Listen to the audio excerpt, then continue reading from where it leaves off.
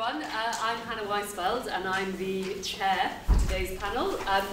And we have with us Anat Saragusti, who is here with multiple hats on, but primarily is representing an organisation called Women Wage Peace, which was established just in the middle of, at the end of the last operation in Gaza by a group of women. And I'm going to let Anat talk a little bit more about the work they do and how she got involved. And this is Israela Oron, who is also wearing multiple hats, but we invited Israela because she's part of an organisation she will talk about called the Devorah Forum, which is a group of women who are involved in all spheres of military and diplomatic life in Israel, who have a forum specifically for women to look at how they involve the women's voice more in the public sphere when it comes to these issues. And I just said to both of them that you know, I spoke on a panel on Tuesday or Wednesday night this week at a public event in the Jewish community, and the invitation I got was, we'd really like you to speak, and you're a woman. And, you know, and I sort of said to him, I'm not sure if I should take this as a total insult or a compliment, but I'm happy to come and speak. But you're never, I think often is the case, that you're never sure if your invitation is because you have something of added value, or because people are looking, you know, to tick a certain box, and yeah, exactly, and you will do. You know, so the conclusion that I've come to is that it's only to our collective benefit, because it means that you get the platform, regardless of the reason that people are giving it to you to start with. So I'm not going to introduce your speakers in detail, because you have their biographies in your pamphlet, and really I want to get stuck into the conversation. And I just wondered if you would both be happy to make some opening remarks, and if you can specifically, maybe Anat, talk a little bit about your background in the media, how you came to be involved in Women Wage Peace, because you've come obviously from a, you know, the media itself is not exactly the most female-dominated industry, and where you see the role of Women Wage Peace. And then if we can move on to you, I think it's very interesting for people to hear your experiences in the military and the role that you see women playing, and then we can maybe open up to discussion, you know, and to sort of debate with the audience, if that's okay. So Anat, if you want to kick off.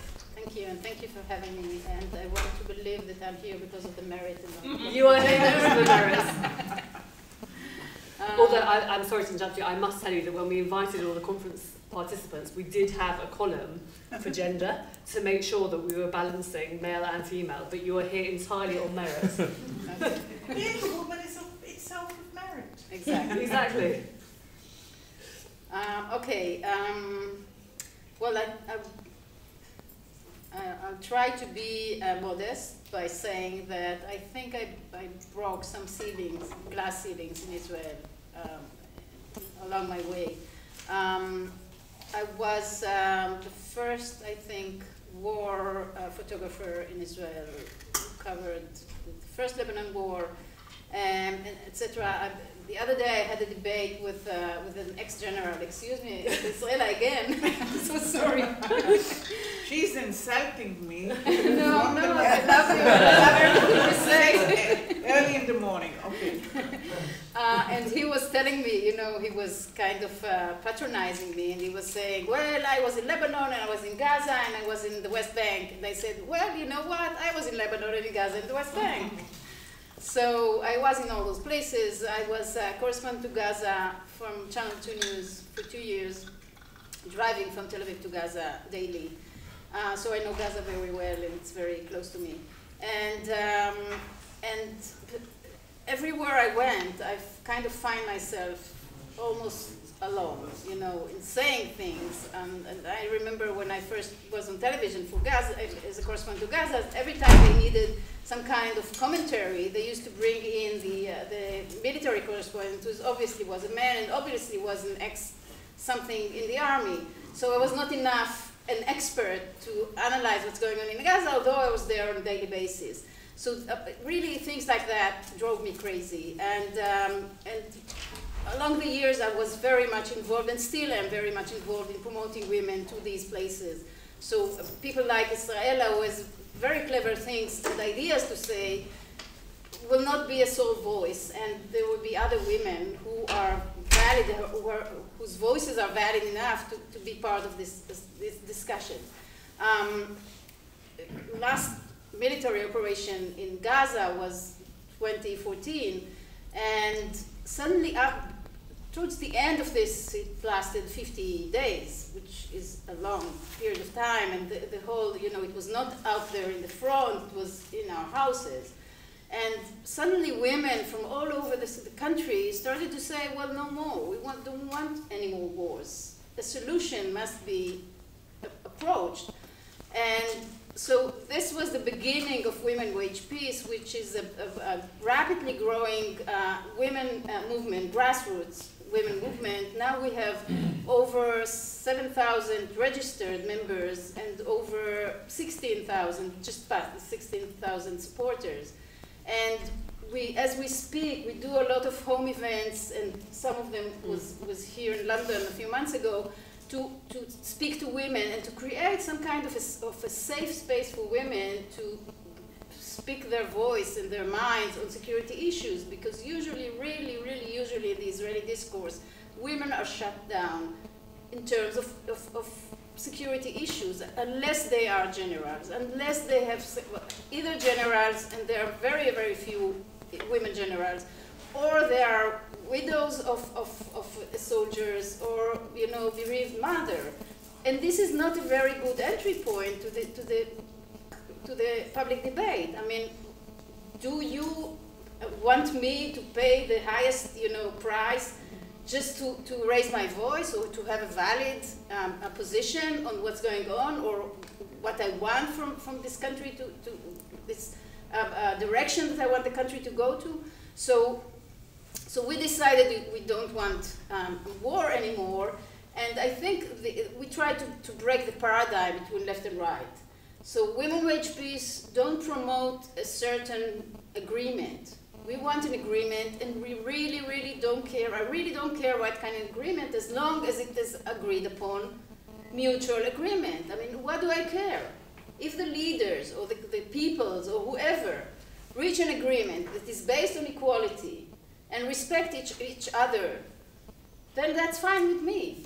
So we promote an agreement, and this way we could have reach out to women from all over the country with different political views. So we do have women in the settlements, and we do have women in the periphery of Israel, what we call the periphery in the Galilee and in the Negev and around Gaza, and from all over the country. We have women from different ages. We have women from different economic backgrounds, different ethnicity. I mean, we have a diverse group of women who say, one, we want an agreement, and two, we want participation of women in decision-making processes, because there are hardly any women in decision-making processes. I mean, if you look at the Israeli government, we had one prime minister who was a woman. This was Golda Meir. She was the only one, and this was more than 40 years ago. And yes, we have the chief negotiator of Israel, who was Tzipi Livni, that by her position was part of the cabinet. And now, according to the law, the Minister of Justice is sitting there in the cabinet. She's one woman among 12 men. I mean, this is ridiculous. We are 2016, right? This is what the Prime Minister of Canada just said. Well, this is 2016. Today's Mother's Day, right? Here. So I mean, this is ridiculous. I mean, it's ridiculous even to claim that. It's ridiculous even to mention that. It's ridiculous to count these heads and say, well, it's not because of the gender, it's because of the merit. I mean, this is ridiculous. So this is what Women Wage Peace try to do. And we do, I mean, sometimes they look at us and say, well, this is very naive. Are you for the two states, or are you against the two states? Are you for the one state, or are you against the one state? Say something. And I think this is very, in a way, revolutionary. Not to say what kind of an agreement we want. We want an agreement. We don't want wars anymore. I mean, this is enough.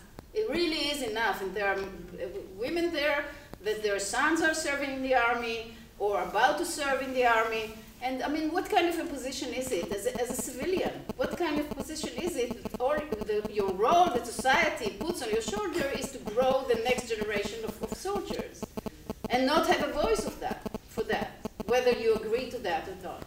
So this is what we're trying to do, and I'm glad to say the approach that we take is very positive. Although I sound very angry, I mean, the approach of the movement is very positive, and we support anybody and everybody in the political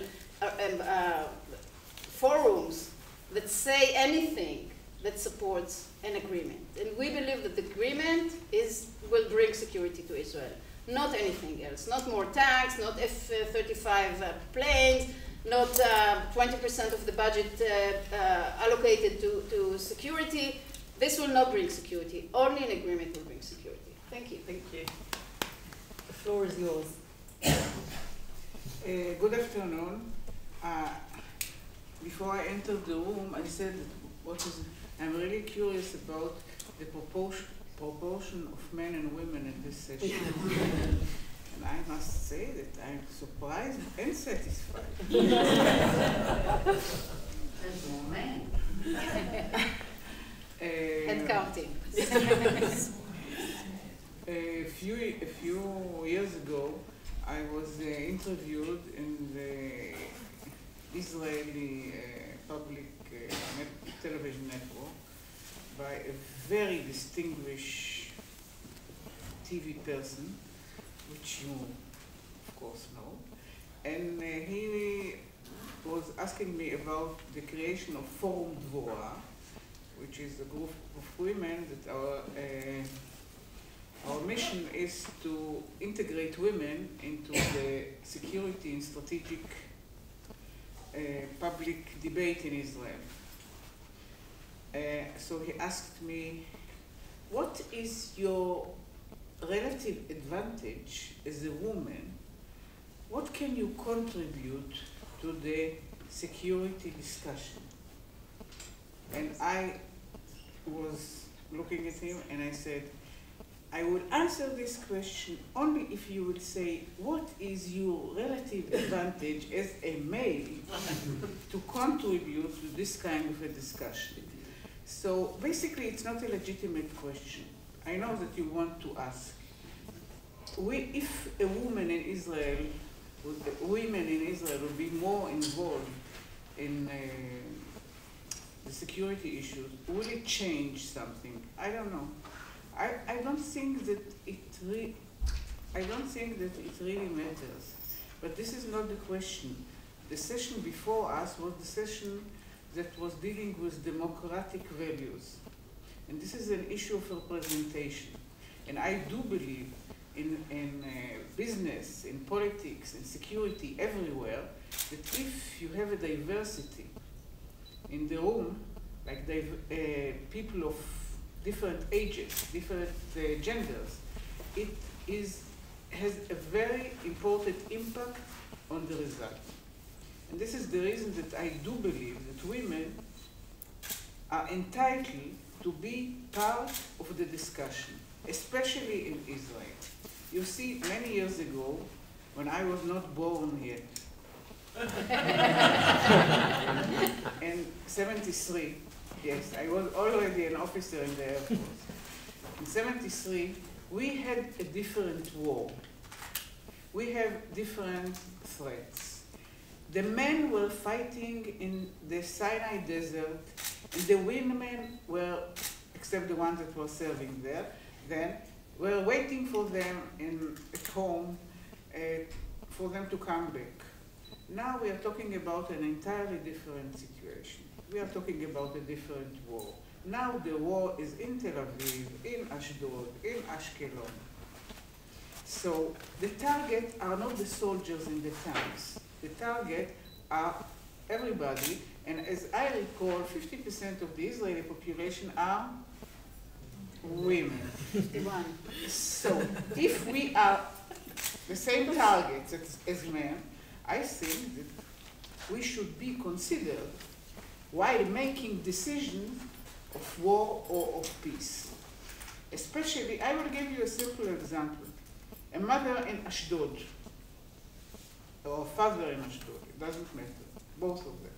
But usually the mother is the one to stay with her children while we are in the middle of a missile attack from Gaza.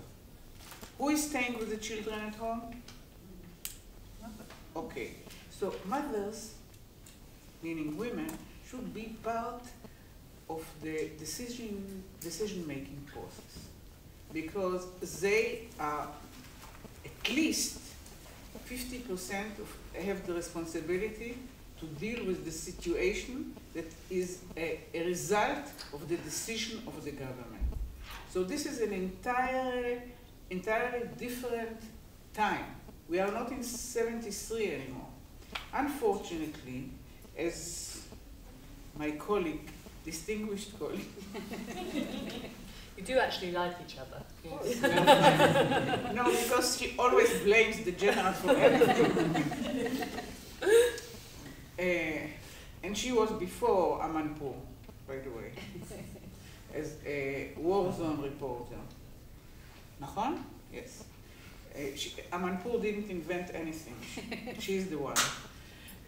So, as it was described by Anat, the situation was that when you were dealing in the Israeli press, for example, in the Israeli media, and issues of security, the only people that were interviewed in the television were generals, ex-generals, and all of them men. And it was about issues of how shall we deal with the issue of Gaza, which is not an entirely issue, a security issue. It's something else, because, and then the discussion would go down to the exact amount of ammunition that you will put in a certain place. This is not the question, guys. The question is, what should we do in order to end this situation, or even to prevent it? This is the right question. And this is not a military question. This is the issue. So they were sitting there, a bunch of very nice guys. Most of them are also personal friends of mine, and were asked those questions during all the operations, all the war, before and after. And the question was, okay, what is going on there? Do women really don't understand anything in these issues? And the question is, no, women do understand, but nobody invites them to appear in these television shows. So we decided in Forum Dvora, I'm just giving an example of one of our activities, that we are going to approach all the newspapers, all the editors of the television shows, everybody that has to do something with media, and present to them a list of female experts, not necessarily with a military background, that can speak about those issues. For example, there is, and she's part of Forum Dvora, and we served together in the National Security Council. She's an expert on the nuclear threat from Iran, Elit Barel. Why shouldn't you invite her to speak about the nuclear threat? She knows more than the general. She's just finishing her PhD on this subject. So we provided a list of female names. And more than this, we also made sure that they know how to appear in the television. And there is a happy end. In the last operation, we were invited to too many talk shows, and I really couldn't go to every one of them. So I was approached by some editor, and he said, "Okay, please come to talk about this and this." And I said, "But I can't." And he said, "What do you mean you can't do it? How can we do this panel about security without a woman?" And this is exactly what we decided to do to make sure that it is understood in Israel that women not only are entitled of taking part of this discussion, but they are also capable of doing it And believe me, they are doing a very good job. Thank you. Thank you. So there's a couple of questions I wanted to ask you. So just to kick off, and then we'll throw it open.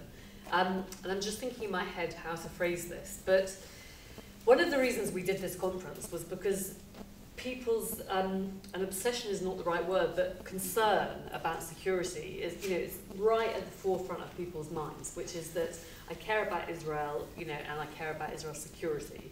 And this is my primary concern, either as a diaspora Jew supporting Israel, and obviously for citizens of Israel, it's your primary concern when you have a family and for your own personal safety and security. So, given that the army is entirely male-dominated, how do you overcome that challenge? Which is that the thing that people are most concerned about is security. The thing that they think is protecting them the most as citizens is the security establishment, and yet you have that door relatively closed, which is that women are not in the main combat soldiers. There are women in patrols in the West Bank, but it's a small minority. There is a small minority of women who are who are flying fighter jets. But you are already on the back foot. And so how do you say to Israeli society, we have, and persuade Israeli society that actually you bring something to the table which is obviously critical and obviously an absolutely essential contribution, and yet you don't have access, and with the exception of, your background, and it's relatively unique, you don't have the credentials that everybody is after. First of all, it's very challenging. And it's challenging because Israela rightly talked about the framing of the discussion. And when the framing of the discussion is what the army should and shouldn't do, right. This is the framing of discussion. But when the framing of discussion is trying to address the needs of the society, then it's a completely different discussion. And me as a citizen, I don't necessarily feel more safe if Israel buys the high-end F-35 planes from the US. This wouldn't necessarily give me any kind of security. I wouldn't feel secure going out at night in the middle of Tel Aviv, So it's a different, you approach it differently if you expand a little bit the framework of what we're talking about. What are we talking about? The army should be a tool. The army by itself, it's not a value, although a lot of people in Israel think the army by itself is like a value. It's not a value. The army is a tool. We will not promote the army as itself. We promoted the army because we use it for our own interest. But then this shouldn't be the central of the debate in Israel. The army, with all due respect to the army, and I served in the army. I was not general, not ex-general, not close to anything. But anyway, I served in the army. But you still can. But so this is part of it. I think the other part, and I really don't think like Israel. I do think that women do bring something else to the table. Not if there is one woman. We need at least a third of women, and so they can express their different perspective. Women do bring something else to the table, and all the gender research show that very clearly for years now. So if we are in masses integrated into the discussion, into the decision-making forums, we do bring something else to the table. So I think we can, force the government to do that. And there is a law in Israel that force the government to include women in all forums that's decided on national issues. So this is part of the question. And the other part, of course, is the grassroots. Women are more aware now of them being excluded from discussion, decision-making, and on the other hand, paying the prices for all these decisions. So I think, it's a bottom-up, top-down kind of process that maybe, hopefully, I'm very pessimistic usually, but I tend to see that as an optimistic side, because we do use the social media very cleverly, hopefully, to kind of, for example, what Israela was saying, to monitor TV shows that don't include women. How can you even think of putting a panel of experts only male. I mean, this is outrageous. So we do monitor that, and we, you know, it becomes viral, and they respond to it. And so I think solidarity is maybe the key for all that, and how, you know, how to change this a little bit. If I'm pushed to the wall with this question, and I'm pushed to the wall, and I need to find something, some advantage to us, maybe it's about asking questions. And the main question is that I find women asking more the question, okay, what is the purpose of this? What is the end result? And I saw it in many occasions. And but basically, I'm going back to the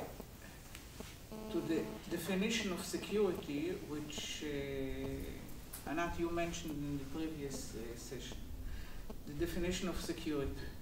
And the definition of security, besides the things that I already have mentioned, is we need to define in a different way what is the battlefield, who we are fighting against. We need also to define better the issue of deterrence, deterrence, which is a huge thing. And some of the philosophy and the strategy of the Israeli military is based on the ability to deter our enemies everywhere, not only in Gaza, also Daesh and Hezbollah and Iran, of course. Don't mess with us, okay? This is the slogan. But you cannot deter you cannot deter a small organization, and you cannot deter private people that decide to do something. So all the issue of deterrence is a very problematic, and you have to redefine this. And there are also issues of how do you define victory. I'm just raising the issue. I don't have the time to deal with it, and it's not exactly connected to the female thing, only by one thing. We ask questions. We dare to ask more questions. I personally, and also some of my female friends, and my male friends as well, by the way, we keep asking questions. We don't take anything for granted. And this is the key thing. For example, I asked you the question about what is victory. Remember the definition of victory, like in the last decade, or even 50 years ago. We are not dealing with victory in those terms anymore. Just remember what the chief of staff or the prime minister of Israel said in the last operation in Gaza. Somebody talked about taking over Gaza? No. The target of this war was to make it the shorter,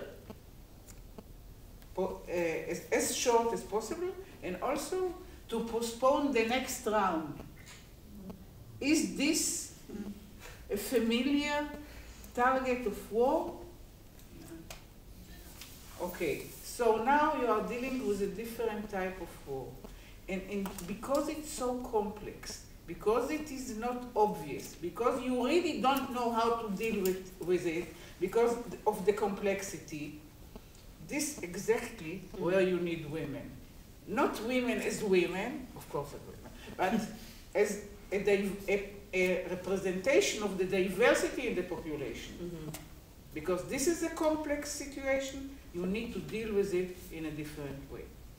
Thank you. I have to, just a quick anecdote. It's interesting your thing about asking questions, which is that one of the things that Yachad does is take delegations of British Jews out into Israel, the West Bank and East Jerusalem. And you know, we've taken delegations of students and delegations of lawyers and just delegations of people that are interested. And I took, about a year ago, a delegation of women. And when I came home, in my head, I was trying to work out there was something like something very different about the experience we had, and I couldn't put my finger on it. And I realised that in comparison to the lawyers, the students, whoever it was, that so many questions were asked in a very different way, which was that it was like a group of people that had come to extract information, think about, take it home and process it. And in comparison to the lawyers, who were men and women, which was, I want the facts, I want the figures, I want to understand, and what you just said is wrong. You know, there was a lot of that. And you know, and it was very interesting for me because I sit, you know, I often repeat the same, you know, hear the same thing, go to the same places, and it was very noticeably different for me to be with 10 women. I would like to add something about asking questions. Once when I was, in another occasion, when I was pushed to the wall to say what is different between men and women, I was thinking about my husband, and I thought, okay, we are very different because whenever he drives the car and he doesn't know where he's going, he will never ask directions, and I will always ask. But now, because of the way yes, there's no problem anymore, isn't there? There is no difference. Let me tell you, it's still possible to have a blazing row, even with a sat-nav.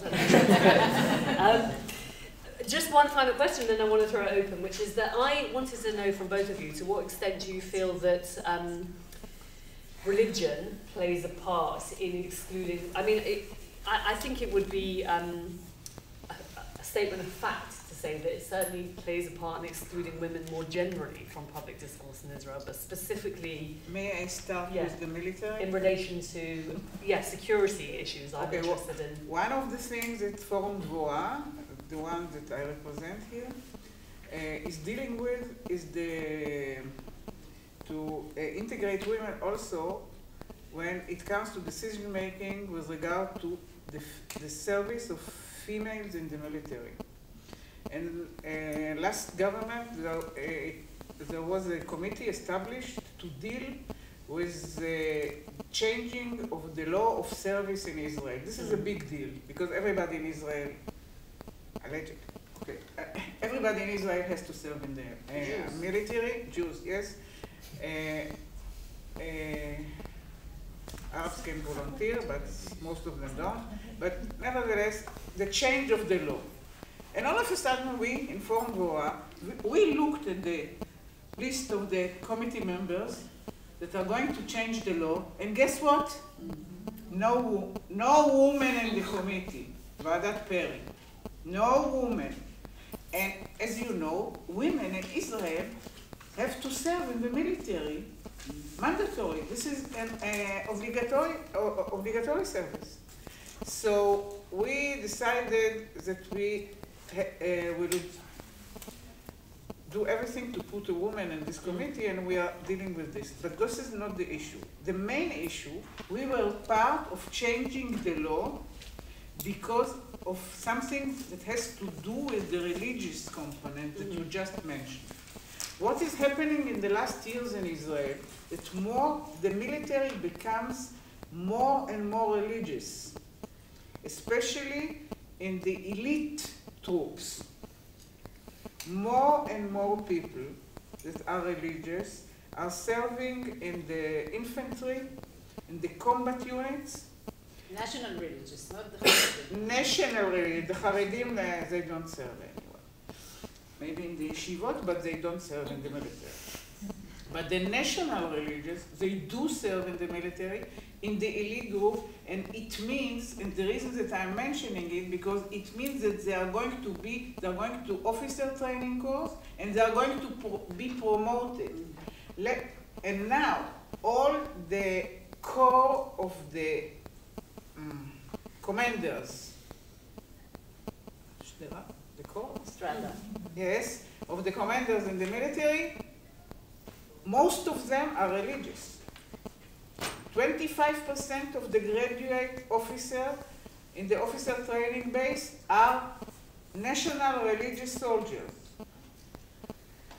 and more of them are represented in the unit, which means that they think that then they can dictate how the military will treat women.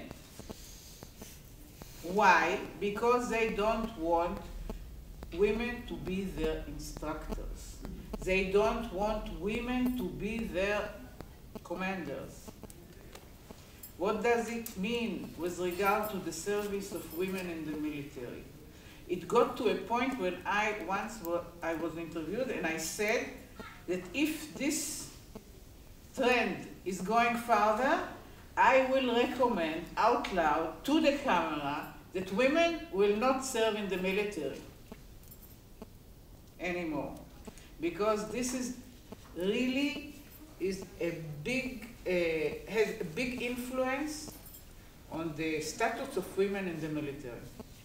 If, because of the service of the religious soldiers in the military and their ability to dictate what is going on in the everyday lives in the military, and it affects in this way the service of women, I believe that the women should do something about it. And now, the new Chief of Staff has established a committee to deal exactly with this issue. Because this is, I would just give you an example. If a battalion commander, Magad, battalion commander, which is religious, national religious, not religious, I don't know his political view, in army it's not allowed, but he has a kippah and he lives in a settlement. He interviews officers to be a communication officer in his battalion. And he doesn't, and he refused to even to interview women to this position. What does it mean? You know what I mean. It means that women are now more and more excluded for the important jobs. And the question is, should women serve with this kind of atmosphere in the military?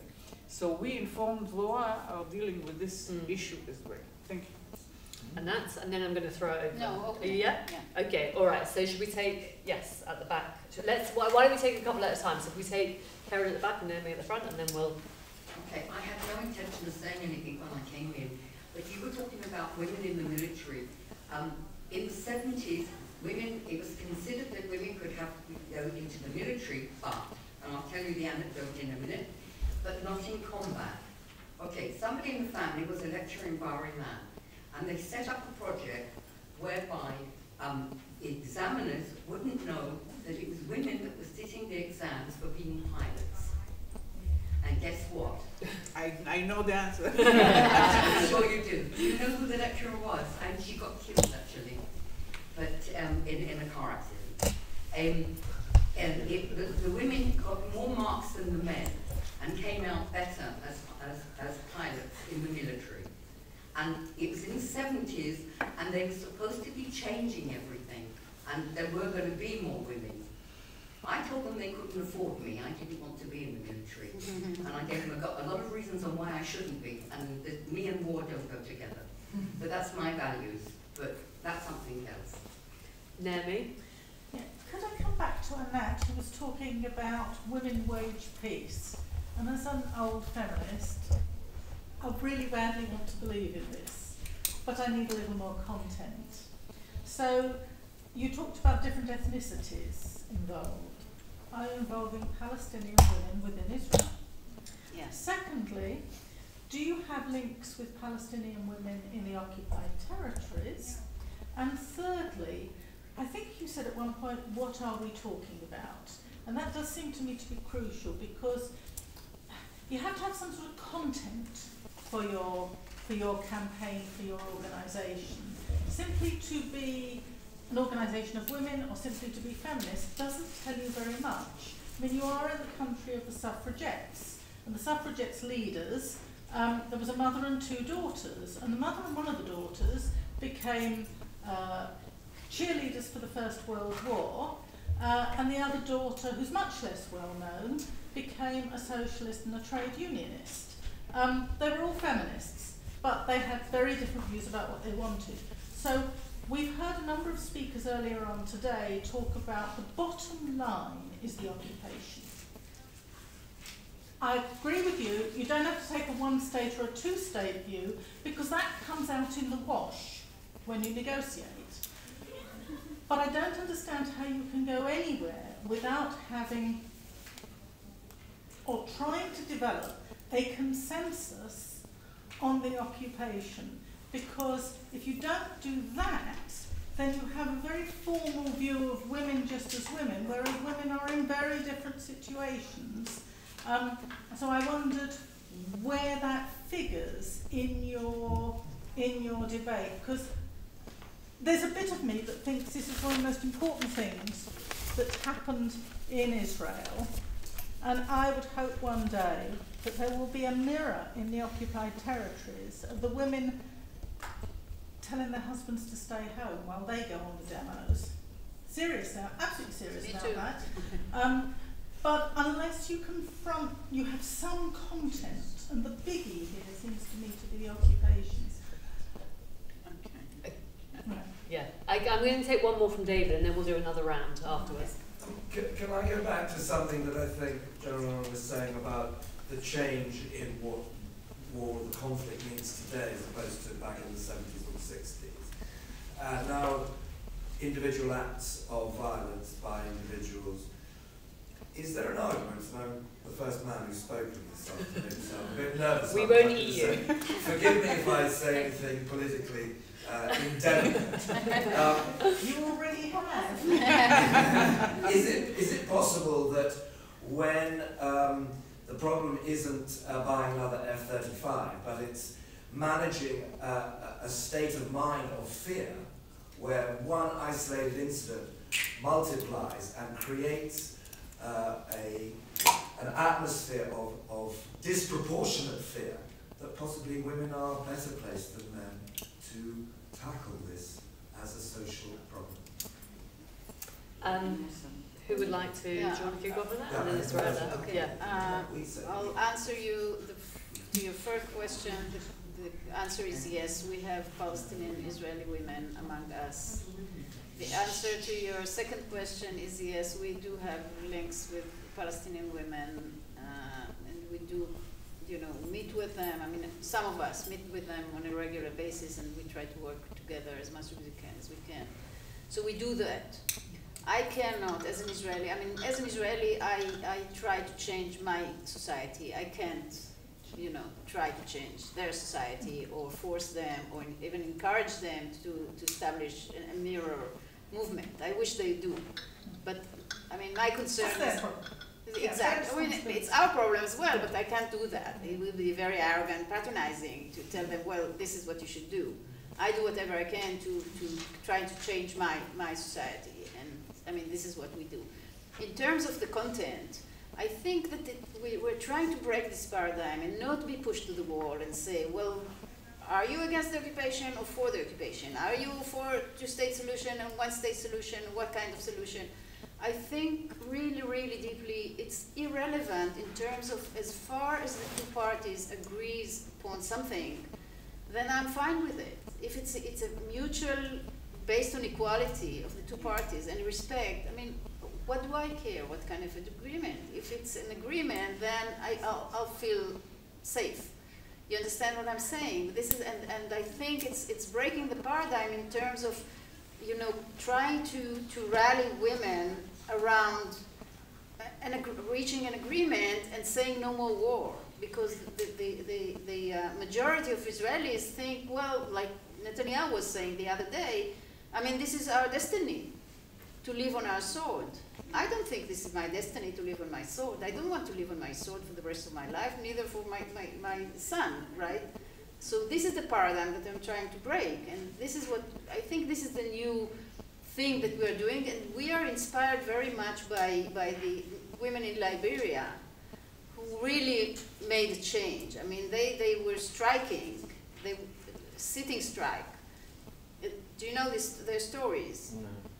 This is what they did. We have a documentary on the Liberian women, and they decided there was a long-going civil war there. And so they decided one day, no more. And they sat in front of the Prime Minister or the President's office, and they said no more. Charles they were Taylor. all, Charles Taylor. Exactly. Mm-hmm. And they were all dressed in white. And they sat there until there was an agreement between the sides, and Charles Taylor stepped down, and Sheriff Johnson was elected. And she won the Nobel Prize together with the woman that led this strike.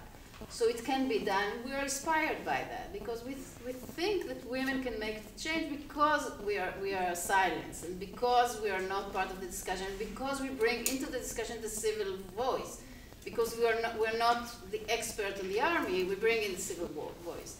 So, and to the gentleman's question about the fear, I really much agree with you. And you know, it's like a mirror.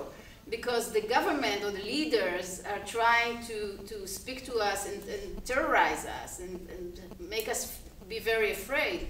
And we are not allowed to speak about your fear. You know, it's a shame to speak about the fear. While women do speak about the fear, I really am frightened. You know, when Israela was speaking about, I don't remember who was that spoke about the fear to go on a bus, or the fear to send your children to school, or the fear from the Qassams, or when you're being attacked by rockets or whatever. It's very frightening, but you're not allowed to speak about that, and this is not part of the decision-making process. The fear is not part of the decision-making process, while it is a central part of terrorizing the society, why we need to allocate 20% of our budget to security, you know? So it's like they're playing with it like a Play-Doh with the fear. So I really agree with you. I'm just going to let Israela respond, and then we'll take another round. She made a very good job. Okay.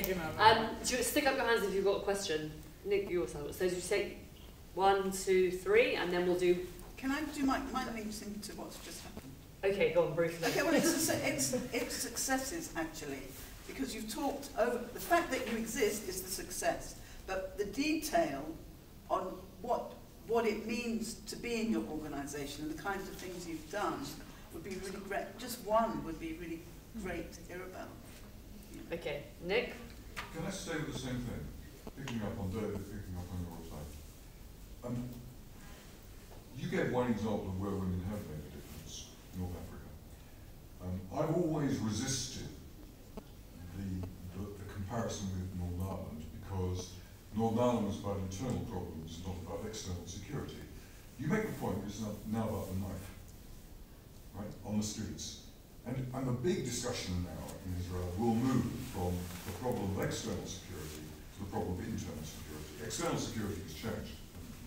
Don't even know that. It is now the issue of the internal problem. At what point, because you're obviously doing some fantastic work, but at what point will there be a rising up of not just women, but essentially women, like in Northern Ireland, that said enough is enough, and said to both the political classes and the military classes, we're not going to go on like this, you've got to change it. And they did. So the thing that puzzles me is, I hear all of this, but I don't actually see an uprising within Israel of women saying, this is enough. That's not what changed in your Yes. Yes, thank you. Sorry. What I was going to ask. Yeah. No, go on. Was overtaken by people. I missed your talk, and I may not have heard this, but I just wanted to ask a quick question and then a follow-on. The question was, in voting terms, are women on, you can call it left-right spectrum, broadly on the left? In Britain there used to be, now it's much more 50-50. And the second question, which is connected really, is I'm always somewhere between a feminist and a socialist. No, I'm both. But I've tended to find that it's better for women to work within the political parties rather than work outside, but to use the kind of movement you're talking, despite those very exciting examples like you're doing, and to use women's support, friends and that, but not actually go into a separate women's group. But it's been a continual debate in my experience. But I mean, has that point also been one you debate, whether to use your influence in one particular political party? Okay, I'm going to take another one from over here. Yes. Yes, do you think it's worth regularly pointing out the best and safest country in the world to live in is New Zealand. It was the first country in the world to give women the vote. In Europe, the first countries to give women the vote were Norway, Denmark and Sweden. They're the best and safest countries to live in. In South America, the safest and best country to live in is Uruguay, also the first country to give women the vote. Bearing in mind that women sort of create the babies, or a bit of help from men, and they're protectors of them. They're much better car drivers because they value life, they don't so gung-ho, they don't risk lives. I would say they're exactly the right people you want to protect the country. Okay, can I just have a show of hands who's still got... Okay, cool. Let's come back to you next. So, Anat, do you want to tackle some of those questions specifically about women, wage, peace, and then Israela can maybe look at the others? You were asking about the breaking point. When would you see, who was it? You know, Israelis say no more. Israeli women, yeah. No, Israelis in general. Specifically in comparison to Northern Ireland. When the price we pay will be a price. I mean, up till now, I think the majority of the Israelis benefit from the occupation and don't pay the price. I mean, I say it with a lot of pain. I mean, but this is reality. I mean, if you go into the streets of Tel Aviv, I mean, people are having normal lives, mostly. You know, they're traumatized, etc., but still they're not paying very high price. And I think both in Northern Ireland and I think in Liberia too, they paid, I mean, in Liberia it was horrible because there was mass rapes there. So they really said no more. So I don't know when this will happen. I don't want us to get there, but this is a little bit of a Marxist kind of approach. You know, the worse it becomes, the better. No, Marxist, whatever. In terms of voting for women, you know, how the division of voting, well, tendencies around the world is that women tend to vote for more liberal or democratic parties, and this is the case in Israel slightly. Whether to work within the parties or outside, of course, you know, I encourage women to go to politics. But the outside influence is very, very strong. So you have to do both. You have to work, you know, from both sides, like bottom up, top down. You have to do it like how do you say that? You know. Don't forget Shura Aloni while you're at it. Sure. Yeah, I know. I did a documentary with Shura Aloni. And Anat, do you want to specifically question about some specific examples of what Women Wage Peace has done? We, last summer, 2015, had a sit-down rolling fast for 50 days to mark the first anniversary of Protective Edge. And we sat down in front of the Prime Minister's home in Jerusalem for 50 days in a tent. You know, hundreds of women who fasted for between 24 hours to 50 hours. And we had an open kind of house there, and people came to speak, and many members of Knesset came, and we had a meeting with the Prime Minister, we had a meeting with his wife, we were invited to meet with Palestinian President. This was cancelled at the end anyway, and so we met with Palestinian women. So it was kind of an event, a campaign not to forget the high price that we paid while Protective Edge was the military campaign on Gaza. So we did kinds of, and we are planning now to do a march in maybe September of women in Israel, hopefully some women from the Palestinian territories, and hopefully some international women that will march together to say no more war, and we want an agreement. And I'll inform you, of course, update you as I can, if that will happen. I mean, this is going to be a big event for this year. Israela. I have only 2 short comments. There is a very interesting research that was done by the Israeli Democratic Institute. You can go and see it, about the patterns of voting of women. You can see it. There is some kind of a discrepancy which is very strange. Although women do understand the price of the situation, the solutions are not less extreme, even more, than men. And this is explained by the tendency of the weak parts of the society not to appear as weaker, even weaker. You understand? Mm-hmm. Like to surrender and to... And this is an interesting research. The other thing that I would like to say, that this is for this gentleman, to the question, where is the big movement of the Israeli women? There was one, by the way, for mothers that basically was the real reason for Ehud Barak to announce that he is going to withdraw from South Lebanon. And it was a very successful movement. And it was inspired by other movements in the world, of course. And however, the basic issue, which was discussed in the first session in this conference, is that women, like men, I don't see a lot of differences, by the way, as you can imagine, don't really see the purpose of protection, because they are looking to the other side and they are afraid, okay, what will happen if in the other side is a complete chaos? I'm talking about the Palestinian Authority now. I'm talking about Hamas in Gaza. Where exactly will it lead? Because as I said, I'm totally convinced that women are always asking, okay, I will do it, but what will be the end result of it? And they need to see some kind of a purpose in doing this stuff. I do believe that what Anat is doing with the women waging peace is very important, because it represents or demonstrates to the Israeli public that women are part of the decision making on the part of the really the legitimate desire to shape our own future, and they want to be part of it. And regardless when it will happen now, what exactly will be the solution. So this is a very important part of Israel now, and although I think I'm part of it, but I'm not sure. But I must tell you a very short.